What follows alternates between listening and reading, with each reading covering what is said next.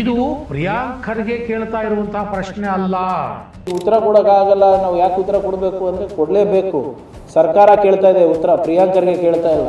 ಖರ್ಗೆ ಅವರು ಕಳಿಸಿರುವಂತಹ ಪತ್ರ ರಾಜ್ಯ ಸರ್ಕಾರದ ಪತ್ರನ? ಪ್ರಿಯಾಂಕ್ ಖರ್ಗೆ ಅವರ ಈ ಪತ್ರಕ್ಕೆ ಮುಖ್ಯಮಂತ್ರಿಯವರ ಸಹಮತ ಇದೆಯಾ? RSS ಎಂಥ ಸಂಘಟನೆ ಅನ್ನೋದು ಇವತ್ತಿನ ಕಾಂಗ್ರೆಸ್ ಸರ್ಕಾರಕ್ಕೆ ಪರ್ಟಿಕ್ಯುಲರ್ಲಿ ಗೊತ್ತಿಲ್ವಾ? ಹಾಗಾದ್ರೆ ಗೊತ್ತಿದೆ ಅನ್ನೋದಾದ್ರೆ ಸರ್ಕಾರದ ಅಭಿಪ್ರಾಯದಲ್ಲಿ RSS ಅನ್ನೋದು ಏನು?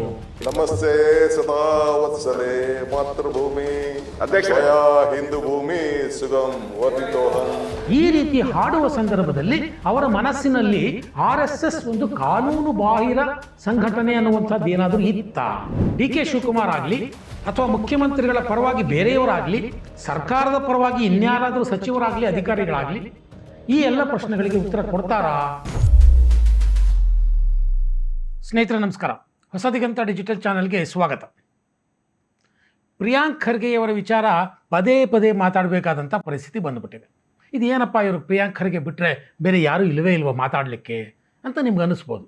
ಏನು ಮಾಡೋದು, ಗೃಹ ಸಚಿವರಾದ ನಂತರ ಅಥವಾ ಅದಕ್ಕಿಂತಲೂ ಮೊದಲು ಪ್ರಿಯಾಂಕ್ ಖರ್ಗೆ ಅವರು ನಮ್ಮಂಥ ಪತ್ರಕರ್ತರಿಗೆ ಸರಕುಗಳನ್ನು ಕೊಡ್ತಾನೇ ಇರ್ತಾರೆ. ಹಾಗಾಗಿ ಆ ಸರಕನ್ನು ಇಟ್ಕೊಂಡು ಜನಗಳಿಗೆ ಒಂದಷ್ಟು ಮಾಹಿತಿಯನ್ನು ತಲುಪಿಸಬೇಕಾದ್ದು ನಮ್ಮ ಕರ್ತವ್ಯ ಅಂದುಕೊಂಡು ನಾವು ಒಂದಷ್ಟು ವಿಡಿಯೋಗಳನ್ನು ನಿಮ್ಮ ಮುಂದೆ ತರೋದಕ್ಕೆ ಪ್ರಯತ್ನ ಪಡ್ತಾನೆ ಇರ್ತೇವೆ. ಇರಲಿ, ಪ್ರಿಯಾಂಕ್ ಖರ್ಗೆ ಅವರು ಕಳೆದ 2-3 ದಿನಗಳಿಂದ ಏನು ಮಾತಾಡ್ತಿದ್ದಾರೆ ಅನ್ನೋದು ನಿಮಗೆ ಗೊತ್ತೇ ಇದೆ. RSS ರಿಜಿಸ್ಟ್ರೇಷನ್ನು ಲೆಕ್ಕ, ಅವರೇನು ಯಾಕೆ ಕೊಡಬಾರ್ದು ಉತ್ತರ ನಮಗೆ, ಇಂಥ ಉಡಾಫೆ ಉತ್ತರ ಹೆಂಗೆ ಕೊಟ್ಬಿಡ್ತಾರೆ ಮೋಹನ್ ಭಾಗವತ್ ಅವರು, ಉತ್ತರ ಕೊಡದಿದ್ರೆ ಬಿಡೋರು ಯಾರು, ಈ ಥರದ್ದೆಲ್ಲ ಮಾತಾಡ್ತಿದ್ದಾರೆ. ಹೀಗೆ ಮಾತಾಡುವಾಗ ಪ್ರಿಯಾಂಕ್ ಖರ್ಗೆ ಅವರು ಇನ್ನೊಂದು ವಿಚಾರವನ್ನು ಮಾತಾಡ್ತಾರೆ ನೆನ್ನೆ. ಏನು? ಇದು ಪ್ರಿಯಾಂಕ್ ಖರ್ಗೆ ಕೇಳ್ತಾ ಇರುವಂತಹ ಪ್ರಶ್ನೆ ಅಲ್ಲ, ಇದು ಸರ್ಕಾರ ಕೇಳ್ತಾ ಇರುವಂಥ ಪ್ರಶ್ನೆ ಅನ್ನುವಂಥ ಮಾತನ್ನು ಅವ್ರು ಆಡ್ತಾರೆ. ಅದನ್ನು ಒಂದು ಸಲ ನೋಡಿ. ಈಗ ಉತ್ತರ ಕೊಡೋಕ್ಕಾಗಲ್ಲ. ನಾವು ಯಾಕೆ ಉತ್ತರ ಕೊಡಬೇಕು ಅಂದರೆ ಕೊಡಲೇಬೇಕು. ಸರ್ಕಾರ ಕೇಳ್ತಾ ಇದೆ ಉತ್ತರ, ಪ್ರಿಯಾಂಕ್ ಖರ್ಗೆ ಕೇಳ್ತಾ ಇಲ್ಲ. ಈಗ ಉತ್ತರ ಕೊಡೋಕ್ಕಾಗಲ್ಲ. ನಾವು ಯಾಕೆ ಉತ್ತರ ಕೊಡಬೇಕು ಅಂದರೆ ಕೊಡಲೇಬೇಕು. ಸರ್ಕಾರ ಕೇಳ್ತಾ ಇದೆ ಉತ್ತರ, ಪ್ರಿಯಾಂಕ್ ಖರ್ಗೆ ಕೇಳ್ತಾ ಇಲ್ಲ. ನೋಡಿದ್ರಲ್ಲ, ಇಷ್ಟು ದಿನ ಇದು ಪ್ರಿಯಾಂಕ್ ಖರ್ಗೆ ವರ್ಸಸ್ RSS ಅಂತಲೇ ನಾವೆಲ್ಲರೂ ತಿಳ್ಕೊಂಡಿದ್ವಿ, ಅಥವಾ ರಾಜ್ಯದ ಜನ ತಿಳ್ಕೊಂಡಿದ್ರು. ಆದರೆ ಪ್ರಿಯಾಂಕ್ ಖರ್ಗೆ ಅವರು ಅವರ ಈ ಮಾತಿನ ಮುಖಾಂತರ ಏನು ಹೇಳೋಕ್ಕೆ ಹೊರಟಿದ್ದಾರೆ, ಇದು ಪ್ರಿಯಾಂಕ್ ಖರ್ಗೆ ವರ್ಸಸ್ RSS ಅಲ್ಲ, ಇದು ರಾಜ್ಯದ ಕಾಂಗ್ರೆಸ್ ಸರ್ಕಾರ ವರ್ಸಸ್ RSS ಅಂತ ಅವರು ಸ್ಪಷ್ಟವಾಗಿ ಹೇಳ್ತಾ ಇದ್ದಾರೆ. ಹಾಗಾಗಿ ಕಾಂಗ್ರೆಸ್ ಸರ್ಕಾರಕ್ಕೆ ಒಂದಷ್ಟು ಪ್ರಶ್ನೆಗಳನ್ನು ಜನ ಕೇಳ್ತಾ ಇದ್ದಾರೆ. ಸೋಷಿಯಲ್ ಮೀಡಿಯಾದಲ್ಲಿ ಒಂದಷ್ಟು ಪ್ರಶ್ನೆಗಳು ಕೇಳಿಬರ್ತಾ ಇದೆ. ಆ ಪ್ರಶ್ನೆಗಳನ್ನೆಲ್ಲ ಮತ್ತೆ ಕ್ರೋಢೀಕರಿಸಿ ನಾನು ನಿಮ್ಮ ಮುಂದೆ ಇವತ್ತು ಬಂದಿದ್ದೇನೆ. ಮತ್ತೆ ಪ್ರಿಯಾಂಕ್ ಖರ್ಗೆ ಅವರು ಒಂದು ಪತ್ರವನ್ನು ತೋರಿಸಿ ಇದು ಸರ್ಕಾರದ ಪತ್ರ ಅಂತ ಹೇಳ್ತಾ ಇದ್ದಾರೆ. ಸಾಮಾನ್ಯವಾಗಿ ಸರ್ಕಾರದ ಪತ್ರ ಅಂದರೆ ಏನಿರುತ್ತೆ? ಅಧಿಕೃತವಾಗಿ ಸರ್ಕಾರದ ಪತ್ರ ಅಂತಂದರೆ ಅಲ್ಲಿ ಒಂದು ರೆಫರೆನ್ಸ್ ನಂಬರ್ ಅಂತ ಇರುತ್ತೆ, ಡಿಸ್ಪ್ಯಾಚ್ ನಂಬರ್ ಅಂತ ಕರೀತಾರೆ ಸಹಜವಾದ ಆಡು ಭಾಷೆಯಲ್ಲಿ. ಆ ಮೇಲ್ಗಡೆ ಬಲಭಾಗದಲ್ಲಿ ಇರುತ್ತೆ ನೋಡಿ, ಯಾವುದೇ ಸರ್ಕಾರಿ ಪತ್ರ ವ್ಯವಹಾರ ನಡೆಸಿದವ್ರಿಗೆ ಗೊತ್ತಿರ್ತದೆ.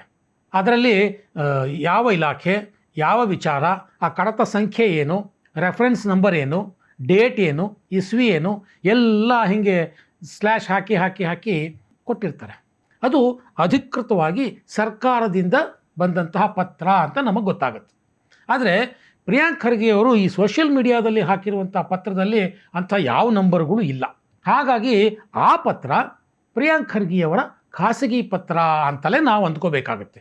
ಅಥವಾ ಒಂದು ವೇಳೆ ಅದನ್ನು ಮೋಹನ್ ಭಾಗವತ್ ಅವರಿಗೆ ಅವರು ರವಾನಿಸಿದರೆ ಅಧಿಕೃತವಾಗಿ, ಆಗ ಅದರಲ್ಲಿ ಪತ್ರದಲ್ಲಿ ಈ ಎಲ್ಲ ಸಂಖ್ಯೆಗಳನ್ನು, ರೆಫರೆನ್ಸ್ ನಂಬರನ್ನು ನಮೂದಿಸಿ ಕಳಿಸಿರಬಹುದೇನೋ, ನಮಗೆ ಗೊತ್ತಿಲ್ಲ.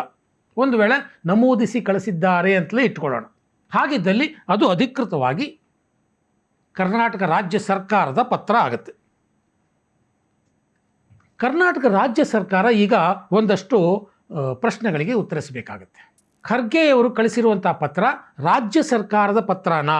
ಖರ್ಗೆಯವರನ್ನು ಬಿಟ್ಟು ಉಳಿದವರು ಯಾರಾದರೂ ಅದನ್ನು ಅಧಿಕೃತವಾಗಿ ತಿಳಿಸಬೇಕಾಗತ್ತೆ. ಅದು ಮುಖ್ಯಮಂತ್ರಿಗಳು ತಿಳಿಸ್ತಾರೋ, ಕಾನೂನು ಸಚಿವರು ತಿಳಿಸ್ತಾರೋ, ಹಣಕಾಸು ಸಚಿವರು ತಿಳಿಸ್ತಾರೋ, ಎಲ್ಲವೂ ಸದ್ಯ ಮುಖ್ಯಮಂತ್ರಿಗಳೇ ಆಗಿರೋದ್ರಿಂದ, ಅಥವಾ ಹಿಂದಿನ ಕಾನೂನು ಸಚಿವರು ತಿಳಿಸ್ತಾರೋ ಗೊತ್ತಿಲ್ಲ.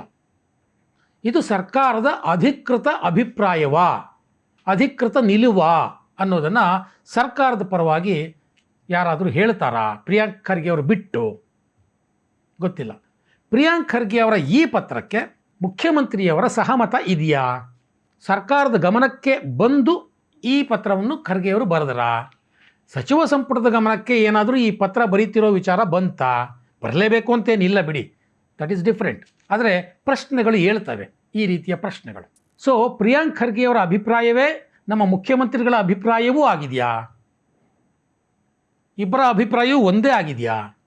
RSS ಕಾನೂನು ಬಾಹಿರವಾಗಿ ತನ್ನ ಚಟುವಟಿಕೆಗಳನ್ನು ನಡೆಸ್ತಾ ಇದೆ ಅಂತ ಪ್ರಿಯಾಂಕ್ ಖರ್ಗೆ ಅವರು ಏನು ಹೇಳ್ತಾರೆ, ಅದಕ್ಕೆ DK ಶಿವಕುಮಾರ್ ಅವರು ತಮ್ಮ ಸಹಮತವನ್ನು ಕೊಟ್ಟಿದ್ದಾರಾ? ಉತ್ತರ ಕೊಡಬೇಕು ಮುಖ್ಯಮಂತ್ರಿಯವರು. RSS ಎಂಥ ಸಂಘಟನೆ? ಪ್ರಿಯಾಂಕ್ ಖರ್ಗೆ ಅವರು ಪತ್ರದಲ್ಲಿ ಹೇಳಿದರೆ ನಿಮ್ಗೆ ಎಂಥ ಸಂಘಟನೆ ಅನ್ನೋದೇ ಗೊತ್ತಾಗಲ್ಲ ಅಂತ ಕೇಳ್ತಾರೆ ಅವರು, ಪತ್ರಿಕಾಗೋಷ್ಠಿಯಲ್ಲಿ ಕೇಳಿದ್ದಾರೆ. ಸೊ ಹಾಗಾಗಿ RSS ಎಂಥ ಸಂಘಟನೆ ಅನ್ನೋದು ಕರ್ನಾಟಕ ರಾಜ್ಯ ಸರ್ಕಾರಕ್ಕೆ, ಇವತ್ತಿನ ಕಾಂಗ್ರೆಸ್ ಸರ್ಕಾರಕ್ಕೆ ಪರ್ಟಿಕ್ಯುಲರ್ಲಿ ಗೊತ್ತಿಲ್ವಾ? ಹಾಗಾದರೆ ಗೊತ್ತಿದೆ ಅನ್ನೋದಾದರೆ ಸರ್ಕಾರದ ಅಭಿಪ್ರಾಯದಲ್ಲಿ RSS ಅನ್ನೋದು ಏನು? ಗೊತ್ತಿದೆ ಅನ್ನೋದಾದರೆ ಅದು ಕಾನೂನು ಬಾಹಿರವಾ? ಹಾಗಾದರೆ ಮುಖ್ಯಮಂತ್ರಿಗಳು ಉತ್ತರ ಕೊಡಬೇಕು. ಯಾಕೆ ಮುಖ್ಯಮಂತ್ರಿಗಳು ಉತ್ತರ ಕೊಡಬೇಕು ಅಂತಂದರೆ, ಮುಖ್ಯಮಂತ್ರಿಗಳು ನಮಸ್ತೆ ಸದಾ ವತ್ಸಲೆ ಅಂತ ವಿಧಾನಸಭೆಯ ಕಲಾಪದಲ್ಲೇ ನಿಂತು ಹಾಡಿದವರು, ಎಲ್ಲರೂ ನೋಡಿರ್ತೀರಿ. ನಮಸ್ತೆ ಸದಾ ವತ್ಸಲೆ ಮಾತೃಭೂಮಿ ಅಧ್ಯಕ್ಷ ಹಿಂದೂ ಭೂಮಿ ಸುಗಂ ವರ್ಧಿತೋಹಂ. ಈ ರೀತಿ ಹಾಡುವ ಸಂದರ್ಭದಲ್ಲಿ ಅವರ ಮನಸ್ಸಿನಲ್ಲಿ RSS ಒಂದು ಕಾನೂನು ಬಾಹಿರ ಸಂಘಟನೆ ಅನ್ನುವಂಥದ್ದು ಏನಾದರೂ ಇತ್ತಾ? ಇದನ್ನು ಮುಖ್ಯಮಂತ್ರಿಗಳು ಸ್ಪಷ್ಟಪಡಿಸಬೇಕು.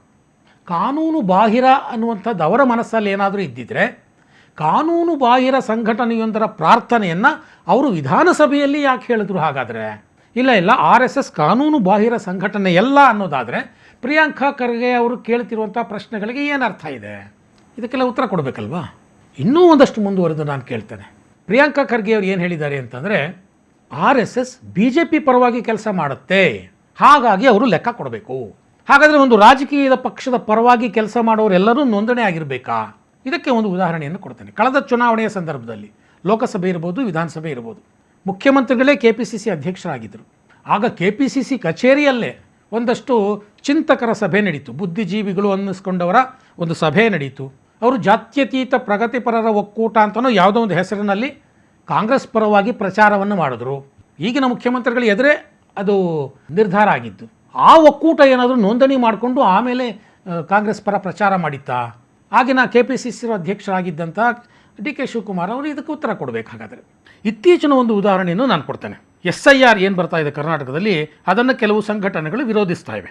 ಪ್ರಗತಿಪರ ಸಂಘಟನೆಗಳ ಹಾಗೂ ಜಾತ್ಯತೀತ ಪಕ್ಷಗಳ ಒಕ್ಕೂಟ ಅನ್ನುವಂಥ ಹೆಸರಿನಲ್ಲಿ ರಾಜ್ಯದಾದ್ಯಂತ ಸಭೆಗಳನ್ನು ನಡೆಸಲಾಗ್ತಾ ಇದೆ.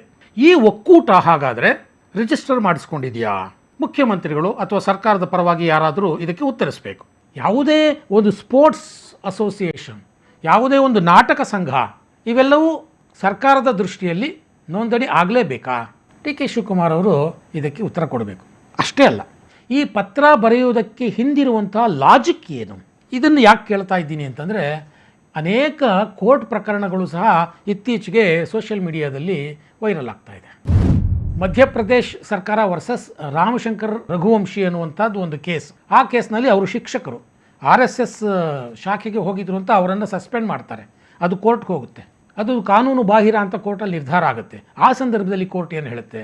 ಯಾವುದೇ ಒಂದು ಸಂಘಟನೆಯ ಚಟುವಟಿಕೆಗಳಲ್ಲಿ ಭಾಗವಹಿಸಬೇಕು ಅಂತಂದರೆ ಅದು ನೋಂದಣಿ ಆಗಲೇಬೇಕು ಅಂತ ಏನೂ ಇಲ್ಲ.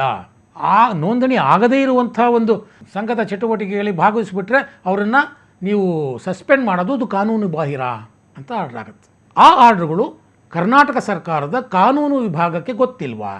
ಇನ್ನೂ ಒಂದು ಆರ್ಡ್ರ್ ಇದೆ. ಇದು ಮಹಾರಾಷ್ಟ್ರದಲ್ಲಿ ಆದಂಥ ಕೇಸು. ಅಖಿಲ ಭಾರತ ಬ್ಯಾಂಕ್ ಉದ್ಯೋಗಿಗಳ ಸಂಘ ವರ್ಸಸ್ ಕೈಗಾರಿಕಾ ನ್ಯಾಯಮಂಡಳಿ, ಇವರ ಮಧ್ಯೆ ನಡೆದಂಥ ಕೇಸು. ಇಲ್ಲೂ ಅಷ್ಟೇ, ಯಾವುದೇ ಸಂಘ ಸ್ಥಾಪನೆ ಆಗಬೇಕಾದ್ರೆ ಅಥವಾ ಯಾವುದೇ ಯೂನಿಯನ್ನನ್ನು ನೀವು ರಚಿಸಬೇಕಾದ್ರೆ ನೋಂದಣಿ ಮಾಡಿಕೊಳ್ಳೇಬೇಕು ಅನ್ನುವಂಥ ಅಗತ್ಯ ಏನಿಲ್ಲ ಅಂತ ಕೋರ್ಟು ಸ್ಪಷ್ಟವಾಗಿ ಹೇಳುತ್ತೆ. ನೋಂದಣಿ ಇಲ್ಲದೆಯೂ ಯಾವುದೇ ಸಂಘ ಸಂಸ್ಥೆಯನ್ನು ರಚಿಸುವುದು ನಾಗರಿಕರ ಹಕ್ಕು, ಮೂಲಭೂತ ಹಕ್ಕು ಅಂತ ಕೋರ್ಟ್ ಹೇಳುತ್ತೆ. ಸೊ ಇದೆಲ್ಲಕ್ಕಿಂತಲೂ ಮುಖ್ಯವಾದಂಥ ಇನ್ನೊಂದು ಕೇಸ್ ಇದೆ ಸ್ನೇಹಿತರೆ. ಇದು commissioner of income tax versus ರಾಷ್ಟ್ರೀಯ ಸ್ವಯಂ ಸೇವಕ್ ಸಂಘ. ಇದು ಪಾಟ್ನಾ ಹೈಕೋರ್ಟ್ನಲ್ಲಿ ಬಂದಂಥ ಒಂದು ಜಡ್ಜ್ಮೆಂಟ್. ಈ ಜಡ್ಜ್ಮೆಂಟ್ನಲ್ಲಿ ಹೈಕೋರ್ಟ್ ಏನು ಹೇಳುತ್ತೆ ಅಂತಂದರೆ ದಿ ಪ್ರಿನ್ಸಿಪಲ್ ಆಫ್ ಮ್ಯೂಚುಯಾಲಿಟಿ ಮತ್ತು ಗುರುದಕ್ಷಿಣ ಇವೆರಡನ್ನು ಅಪ್ಹೋಲ್ಡ್ ಮಾಡುತ್ತೆ. ಅಂದರೆ ಪರಸ್ಪರ ನಂಬಿಕೆಯ ಮೇಲೆ ಕೊಡುವಂಥ ಹಣ ಮತ್ತು ಗುರುದಕ್ಷಿಣೆ ಇವು ಯಾವುದಕ್ಕೂ ಟ್ಯಾಕ್ಸ್ ಕಟ್ಟಬೇಕಾಗಿಲ್ಲ ಅನ್ನುವಂಥದ್ದನ್ನು ಸ್ಪಷ್ಟವಾಗಿ ಪಾಟ್ನಾ ಹೈಕೋರ್ಟ್ ಹೇಳಿತ್ತು. ಇನ್ನೂ ಈ ಥರದ ಕೇಸ್ಗಳು ಬೇಕಾದಷ್ಟಿದೆ. ಈ ಕೋರ್ಟ್ ಕೇಸ್ಗಳು ಸರ್ಕಾರಕ್ಕೆ ಗೊತ್ತಿಲ್ವಾ? ಈ ಪತ್ರ ಬರೆಯೋದಕ್ಕೆ ಮುಂಚೆ ಸರ್ಕಾರ ಈ ಬಗ್ಗೆ ಯೋಚನೆ ಮಾಡಲಿಲ್ವಾ? ಸರ್ಕಾರದ ಪರವಾಗಿ ಪ್ರಿಯಾಂಕ್ ಖರ್ಗೆ ಅವರು ಬಿಟ್ಟು ಬೇರೆ ಯಾರಾದರೂ ಉತ್ತರ ಕೊಡ್ತಾರಾ ಇದಕ್ಕೆ? ಗೊತ್ತಿಲ್ಲ. ಇನ್ನು ಪ್ರಿಯಾಂಕ್ ಖರ್ಗೆ ಅವರು ಹೇಳ್ತಾರೆ, ಅಷ್ಟೊಂದು ದೊಡ್ಡ ದೊಡ್ಡ ಬಿಲ್ಡಿಂಗ್ಗಳು ಎಲ್ಲಿಂದ ಬರುತ್ತೆ RSSಗೆ? ಅದರ ಲೆಕ್ಕ ಯಾರು ಕೊಡ್ತಾರೆ? ಕರ್ನಾಟಕದಲ್ಲೇ RSSನ ಕಚೇರಿಯ ಅನೇಕ ಕಟ್ಟಡಗಳಿದ್ದಾವೆ. ಅದು ಕಾನೂನು ಬಾಹಿರ ಅಂತ ಸರ್ಕಾರ ಹೇಳುತ್ತಾ? ಅದು ಕಾನೂನು ಬಾಹಿರ ಆಗಿದ್ದರೆ ಇಲ್ಲಿಯವರೆಗೂ ಸರ್ಕಾರ ಯಾಕೆ ಸುಮ್ಮನಿದೆ? ಈ ಪ್ರಶ್ನೆಗೆ ಉತ್ತರ ಕೊಡಬೇಕಲ್ವಾ? ಈ ಪ್ರಶ್ನೆಗೆ ಉತ್ತರ ಕೊಡಬೇಕಾದವರು ಮುಖ್ಯಮಂತ್ರಿ DK ಶಿವಕುಮಾರ್ ಅವರೇ. ಯಾಕೆ ಅಂತಂದರೆ ಬಹುಶಃ ಅವರಿಗೆ ಇವರೆಲ್ಲರಿಗಿಂತಲೂ ಚೆನ್ನಾಗಿ RSS ಏನು ಅನ್ನೋದು ಗೊತ್ತಿದೆ. DK ಶಿವಕುಮಾರ್ ಆಗಲಿ ಅಥವಾ ಮುಖ್ಯಮಂತ್ರಿಗಳ ಪರವಾಗಿ ಬೇರೆಯವರಾಗಲಿ, ಸರ್ಕಾರದ ಪರವಾಗಿ ಇನ್ಯಾರಾದರೂ ಸಚಿವರಾಗಲಿ ಅಧಿಕಾರಿಗಳಾಗಲಿ ಈ ಎಲ್ಲ ಪ್ರಶ್ನೆಗಳಿಗೆ ಉತ್ತರ ಕೊಡ್ತಾರಾ ಅನ್ನೋದನ್ನು ರಾಜ್ಯದ ಜನರು ನೋಡೋದಕ್ಕೆ ಕಾಯ್ತಾ ಇದ್ದಾರೆ.